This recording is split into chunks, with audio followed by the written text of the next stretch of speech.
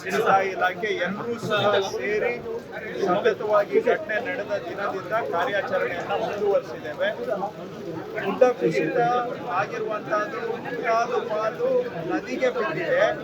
ಸ್ವಲ್ಪ ಭಾಗ ಏನು ರಸ್ತೆಯ ಮೇಲೆ ನಿಂತಿದ್ದು ಅದನ್ನ ಕಳೆದ 4-5 ದಿನಗಳ ಕಾರ್ಯಾಚರಣೆಯಿಂದ ರಸ್ತೆಯ ಮೇಲೆ ಬಿದ್ದಿದ್ದಂತ ಕುಸಿದ ಮಣ್ಣನ್ನ ಬಹುತೇಕವಾಗಿ 98% ಅಷ್ಟು ತೆಗೆದಿದ್ದೇವೆ.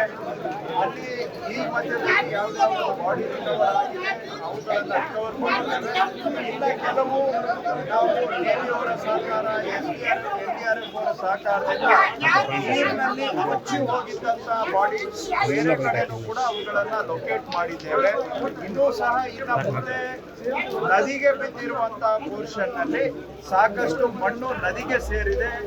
ನದಿಯ ಕೆಳಗಡೆನೂ ಕೂಡ ಒಂದು ಪರ್ವತದ ರೀತಿಯಲ್ಲಿ ಕುಸಿತ ಆದಂತ ಮಣ್ಣು ನದಿಯಲ್ಲಿ ಇದೆ. ಸೊ ಈಗ ಅದರಲ್ಲಿ ಕೂಡ ನಾವು ನೇವಿವರೆಗೆ ಮತ್ತು NDRF, SDRF, ಆರ್ಮಿ ಅವರಿಗೆ ರಿಕ್ವೆಸ್ಟ್ ಮಾಡಿದ್ದೇವೆ. ಅಲ್ಲಿ ಏನಾದರೂ ನಾವು ಅದನ್ನ ಏನಾದರೂ ಮಾಡಬೇಕಾ ಅಂತ ಸಲಹೆಯನ್ನ ಅವರಿಂದ ಕೇಳಿದ್ದೇವೆ.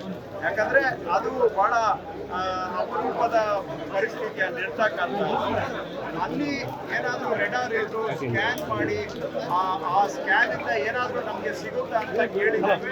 ನೇವಿನವರು ಮತ್ತೆ ಇವತ್ತು ಆರ್ಮಿಯವರು ಇವತ್ತು ಬಂದಿದ್ದಾರೆ. ಅವರೆಲ್ಲ ಆ ಏರಿಯಾನು ಕೂಡ ಸ್ಕ್ಯಾನ್ ಮಾಡ್ತಾ ಇದ್ದಾರೆ. ಅವ್ರು ಏನ್ ವರದಿ ಕೊಡ್ತಾರೆ ಅದರ ಆಧಾರದ ಮೇಲೆ ಮುಂದೇನು ಸಹ ಮಾಡ್ತೇವೆ. ನಾವೆಲ್ಲರೂ ಗಮನಿಸಬೇಕಾಗಿರೋದು ಅದು ಜಿಯೋಲಾಜಿಕಲ್ ಸರ್ವೆ ಆಫ್ ಇಂಡಿಯಾದವರು ಕೂಡ ನಾವು ಕರೆಸಿದ್ವಿ ರಾಜ್ಯ ಸರ್ಕಾರದಿಂದ.